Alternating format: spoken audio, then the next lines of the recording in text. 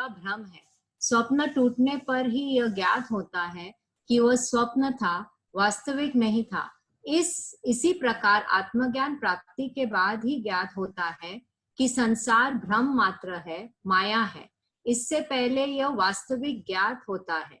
यदि स्वप्न में यह ज्ञात हो जाए कि यह स्वप्न है, मैं तो सोया हुआ हूँ, मात्र स्वप्न देख रहा हूँ, तो इस स्वप्न के ज्ञान से भी मन स्थिर हो जाता है।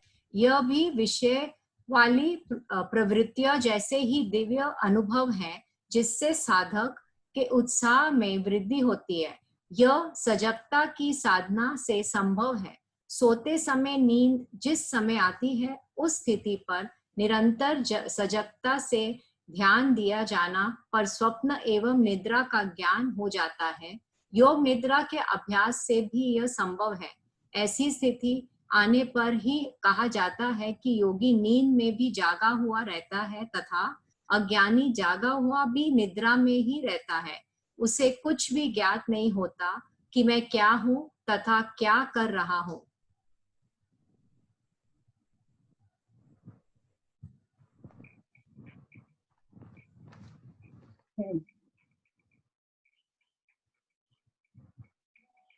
आगे का सूत्र we are doing yesterday's sutras. Okay okay, कल का 2-3 रिकॉर्डिंग रहेगा। ओके मुझे आगे का सूत्र हम लोग बात कर रहे हैं। यथा विमत ध्यानाद्वा, यथा विमत ध्यानात्, जिसको जो अभिमत हो उसके ध्यान से भी मन स्थिर हो सकता है, स्थिर हो जाता है। अभिष्ट विषय के ध्यान से भी मन स्थिर होता है। कल इसमें कुछ कंफ्यूजन है आप लोगों को मीनल? नहीं, व्याख्या रचना जी पढ़े। व्याख्या। उपर्युक्त सूत्र में महर्षि पतंजलि ने मन को स्थिर करने के अनेक उपाय बताए हैं। जो उपाय जिसकी रुचि के अनुकूल हो, उसी उपाय द्वारा मन को स्थिर करना चाहिए। इस सूत्र में महर्षि कहते हैं कि इसके अलावा भी जिन्हें यह साधन रुचि का न लगे, वह अपने पसंद के विषयों में ध्यान करके मन को स्थिर कर सकते हैं। जैसे अपने इष्ट देवता का ध्यान, राम, कृष्ण, शिव, गणेश, हनुमान तथा अन्य देवता, नाभि, श्वास, हृदय, भ्रुकुटी आदि पर ध्यान, अपने गुरु की प्रतिमा अथवा चित्र पर ध्यान, संतों के चित्रों पर ध्यान आदि। इसमें मुख्य बात है मन का स्थिर होना। यह सब माध्यम है। माध्यम अपने रुचि के अनुसार कुछ भी चुना जा सकता है। यही एक तत्व का अभ्यास है। इनमें कई चीजें एक साथ नहीं मिलानी चाहिए, वरना ध्यान होगा ही नहीं। ईश्वर को सर्वत्र मानकर कहीं भी ध्यान को केंद्रित किया जा सकता है। सूत्र 33 से 39 तक के क्रम चित्त शोधन के लिए है, जिनसे चित्त निर्मल होकर स्थिर हो जाता है तथा आगे का मार्ग खुल जाता है। यह सब साधन प्रारंभिक है। इन्हीं शोधन कर्म कहते हैं। यह ईश्वर भक्ति तथा योग सिद्धि के लिए पात्रता प्रदान करते हैं। शुद्धि एवं सात्विक कर्म चित्त की दूषित वृत्तियों का शोधन करते हैं। दृढ़ निष्ठा से करने पर ही वांछित उपलब्धियां होती है, किंतु होना चाहिए एक तत्व का अभ्यास। बार बार पलटते रहने से लाभ नहीं होता। सूत्र 40।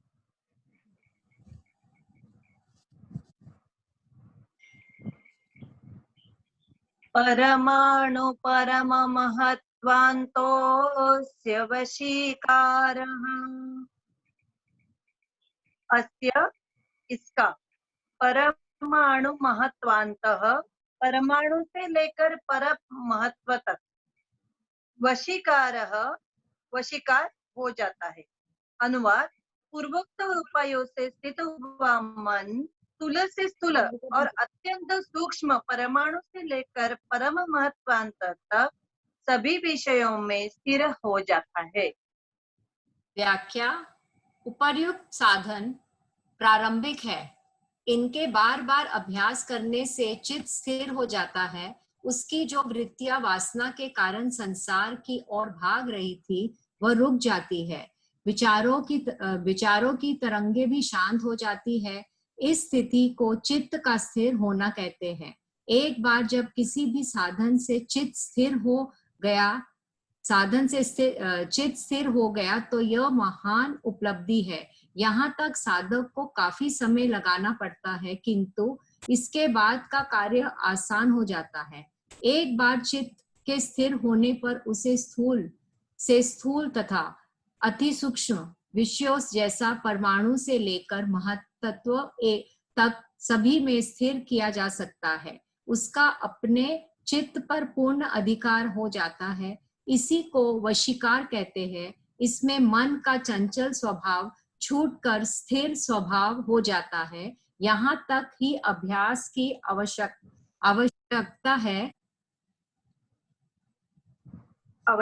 है। इन तो नियमों भी चित्त समाधि कहते हैं। शून्य समाधि जड़ समाधि है, इसमें जड़ता का बीज रह जाता है। नहीं वो उसका नहीं है। एक सेकेंड ललिता जी, सूत्र कंप्लीट नहीं हुआ है अभी, वो दूसरे पीडीएफ या तो इट्स इन दूसरे पीडीएफ में वो कंप्लीट कर रही हूँ मैं। है ना? हाँ, इन नियमों में पहले नियम शौच है, यानी पवित्रता। सूत्र 32 में बताया गया है कि शरीर, मकान, वस्त्र, भोजन, न्यायपूर्वक धन प्राप्त करना, पवित्र व्यवहार करना, विचारों की पवित्रता में भाव बढ़ाना, राग, द्वेष, ईर्ष्या, घृणा, क्रोध आदि मलों का नाश करना, यह भीतर की पवित्रता है। इसके निरंतर पालन करते रहने से साधक को अपने अंगों से ही वैराग्य अथवा घृणा होने लगती है। इनसे आसक्ति छूट जाती है तथा दूसरों के संग में भी आसक्ति नहीं होती। इसके परिणाम स्वरूप उसकी योग में गति बढ़ जाती है। साधक के लिए सभी प्रकार के सांसारिक विषयों से आसक्ति का हट जाना शुभ लक्षण है।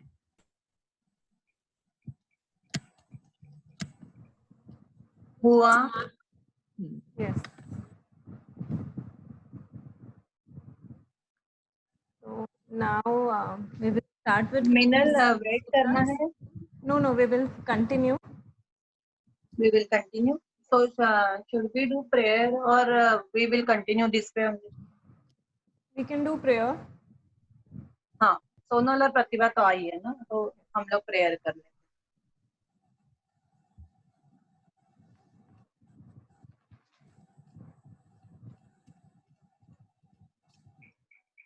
Concentrate. योगेन चित्तस्य पदेन वाचा मलं शरीरस्य च वैद्यकेन योपाकरोत्तं प्रवरं मुनीनां पतञ्जलिं प्राञ्जलिरानतोऽस्मि। आबाहो पुरुषाकारं शङ्खचक्रासिधारिणं सहस्रशीर्षं श्वेतं प्रणमामि पतञ्जलिम्। ओम शांति शांति शांति। नमो नमः। वेलकम। आज के सूत्र सारे बहुत लंबे लंबे और बहुत सारे जॉइंट वर्ड्स के हैं। कुछ गलतियां हो गई तो मुझे माफ कर देना। बहुत ही लंबे लंबे सूत्र है। I will try to pronounce it properly and I will try to chant it clearly. सूत्र नंबर 41। क्षीणवृत्तिरभिजातस्येव मणिर्गृहीतृ ग्रहण ग्राह्येषु तदञ्जनता समापत्तिः। क्षीण वृत्ते जिसकी समस्त बाह्य वृत्तियां क्षीण हो चुकी है।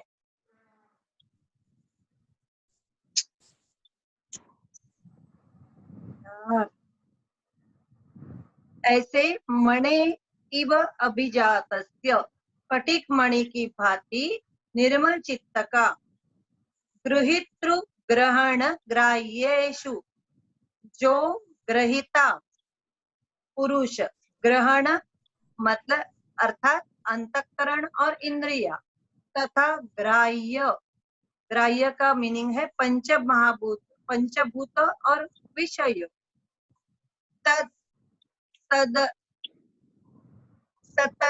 तदंजनता चित हो जाना और तदाकार हो जाना समापत्ति ही संप्रज्ञात समाधि है। अनुवाद, जिनकी समस्त बाह्य वृत्तियां क्षीण हो चुकी है, ऐसे स्फटिक मणि की भांति निर्मल चित्त का ज्ञान और ज्ञेय में स्थिर एवं तदाकार हो जाना ही संप्रज्ञात समाधि है। ऋषि पतंजलि को प्रणाम करते हुए व्याख्या, उपर्युक्त विधियों के प्रयोग से जब चित्त की समस्त बाह्य वृत्तियां शांत हो जाती है तो उसे मन की स्थिर अवस्था कहते हैं। बाहरी वृत्तियों के कारण ही चित्त तरंगित रहता है, जिनके कारण आत्मा का बिंब नहीं दिखाई देता। यह तरंगे ही उस पर जमी हुई धूली है जो साफ हो जाती है तो चित्त स्फटिक मणि की भांति निर्मल हो जाता है। चित्त की ऐसी निर्मल अवस्था में ग्रहिता आत्मा, ग्रहण अंतकरण और इंद्रिया तथा ग्राहा पंचभूत तथा विषयों में अर्थात ज्ञाता, ज्ञान और ज्ञेय में स्थित और तदाकार हो जाता है। इसी को समापति अर्थात संप्रज्ञात समाधि कहते हैं। इस स्थिति में मन पूर्ण नियंत्रण में होता है तथा उसे जिस वस्तु में स्थिर किया जाए उसी के तदाकार हो जाता है। यही शुद्ध मन की अवस्था है। यह चित्त वासना की तरंगों के कारण ही विषयों की ओर भागता है था, किंतु अब ये पंखहीन पक्षी की भांति हो जाता है जो वासना के पंखों के टूट जाने से उड़ नहीं सकता। इसी क्षीण वृत्ति चित्त कहा जाता है। यही इसका सच्चा स्वभाव है। वृत्तियों तो अविद्या के कारण थी, अब यह केवल दृष्टा मात्र रह जाता है। तत्सत होकर सब देखता रहता है। तटस्थ मतलब as a third person, you remain neutral. तटस्थ इज न्यूट्रल। न्यूट्रल रह के as a third person you are observing all विषया, इंद्रिया, पंचभूत, and as a third person when you are observing, you are not belong to that, you are total neutral, that is called tatastha. आगे का सूत्र में जाएंगे 42 सूत्र। क्षीण वृत्ति बताया ना आपने? हाँ। What is the meaning of क्षीण? क्षीण इज स्मॉल, जिसकी समस्त बाह्य वृत्ति, क्षीण यानी कि वीक। Okay okay.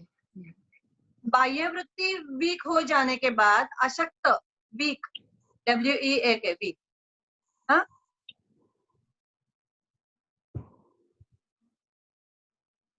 बाह्य वृत्ति से अपना मन हट जाएगा तो हम लोग अंतर मन में अंतर की तरफ जाना चालू करेंगे ना। तो बाह्य वृत्ति से जैसे ही मन क्षीण होता जाएगा, अपने आप हम लोग अंतर मन की तरफ जाएंगे और मन ज्यादा ही ज्यादा स्थिर होता जाएगा।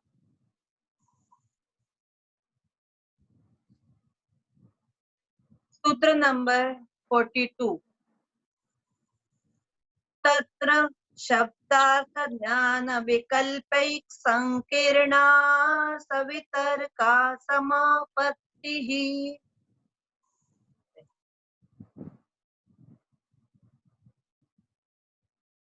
तत्र उनमें शब्दार्थ ज्ञान विकल्पै, शब्द अर्थ ज्ञान इन तीनों के विकल्पों से संकीर्ण संकीर्ण मिली हुई समापत्ति समाधि सवितर्का सवितर्क वे समाधि अनुवाद, जहाँ शब्द अर्थ और ज्ञान अभिज्ञ ज्ञान ज्ञात हो वह सवितर्क समाधि है। व्याख्या। उपर्युक्त सूत्र में वर्णित संप्रज्ञात समाधि के 4 चरण हैं। सवितर्क, सविकल्प, निर्वितर्क, निर्विकल्प, सविचार, निर्विचार, आनंद गुण तथा अस्मिता नुगत, जो वितर्क, विचार, आनंद तथा अस्मिता के 4 चरणों में पूर्ण होती है। जिसका वर्णन पहले सूत्र 17वां में किया गया था।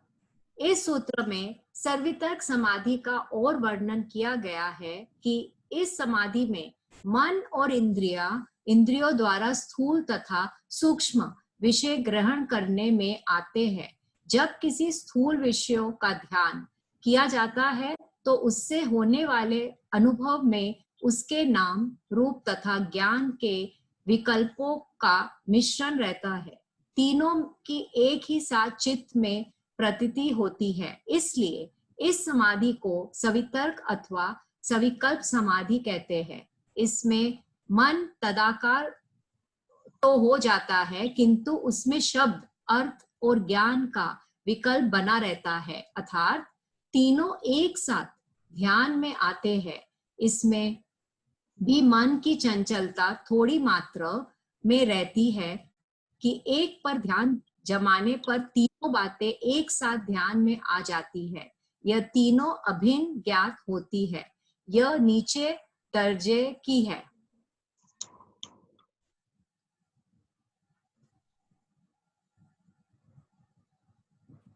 विकल्प मतलब कंटिन्यूअस क्या, फैसिनेशन ना, फैंटेसीज ना। हम लोग तो ज्ञान शब्द और ज्ञात में विकल्प करते रहते हैं। बहुत बार ऐसे होता है ना, तो अपने विषय से हम लोग दूर चले जाते हैं। मन की स्थिरता लाने के लिए अंतर्मन में जाना जरूरी है, और वहां के लिए हम लोगों को दूर दूर नहीं जाना है। फैंटेसीज करते रहेंगे, कल्पना शक्ति करते रहेंगे। विकल्प इज कल्पना शक्ति, राइट, imagination. या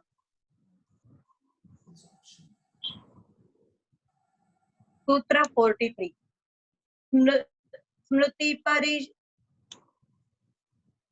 स्मृति परिशुद्धौ स्वरूप शून्येवार्थमात्र निर्भासा निर्वितर्का।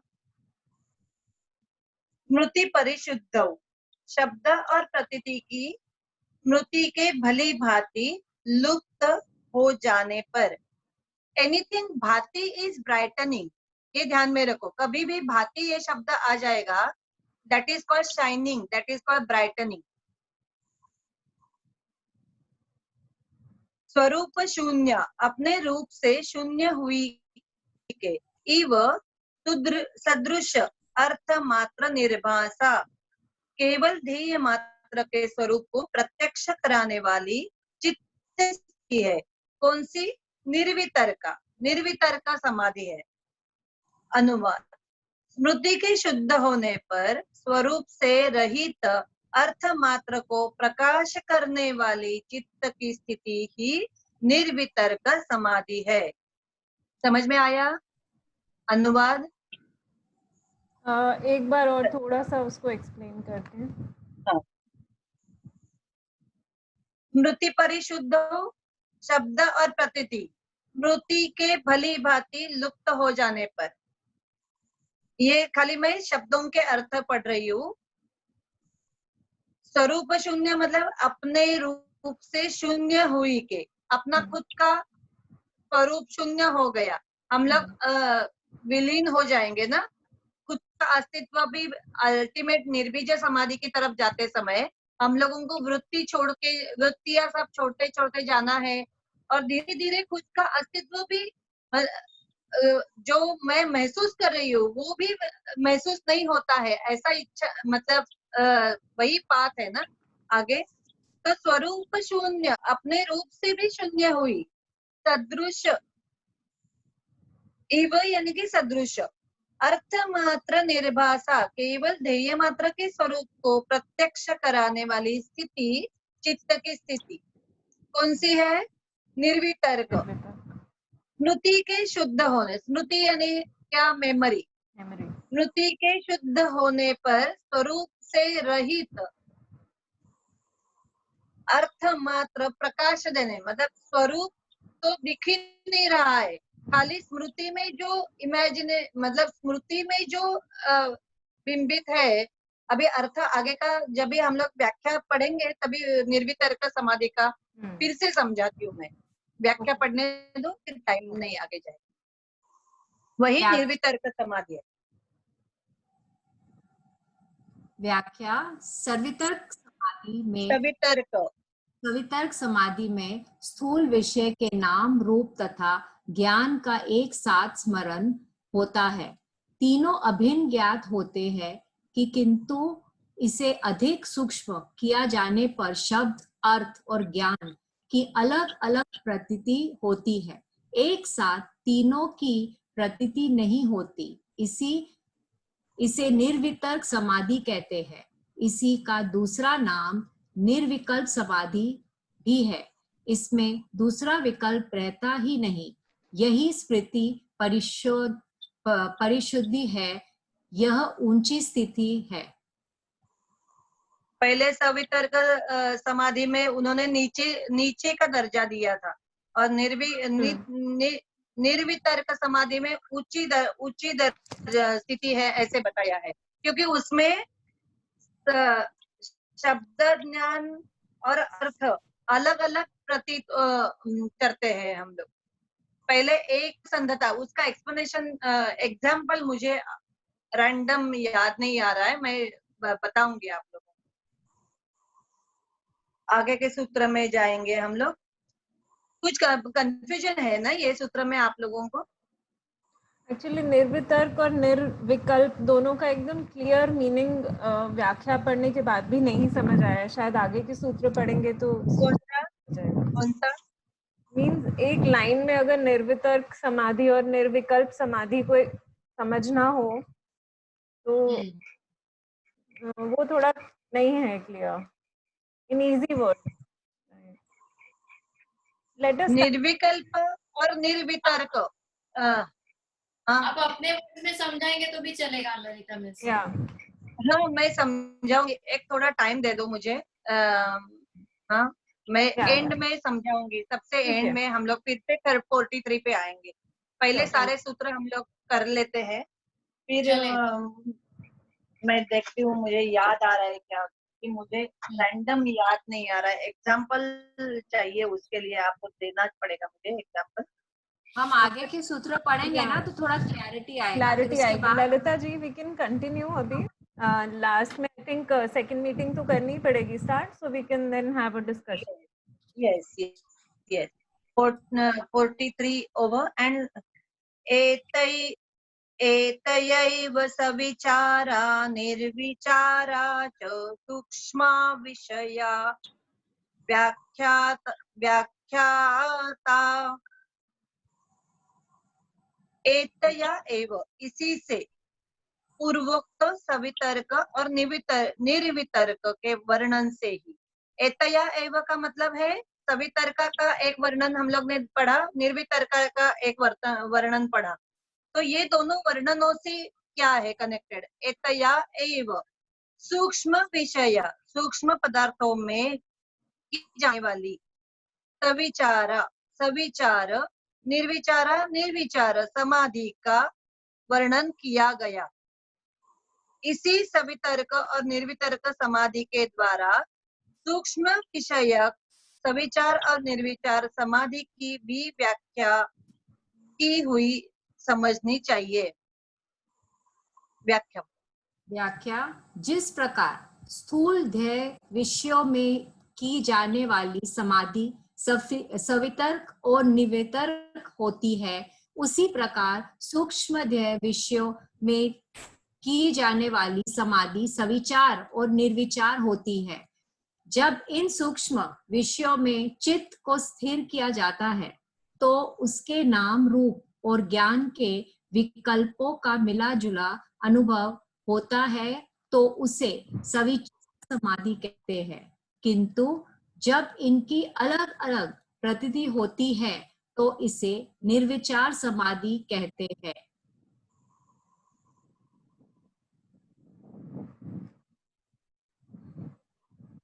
हम लोग हर चीज का ना एक उम्र आ जाती है, वैसे हर चीज समझने के लिए भी एक उम्र, वहां तक पहुंचने की जरूरत है।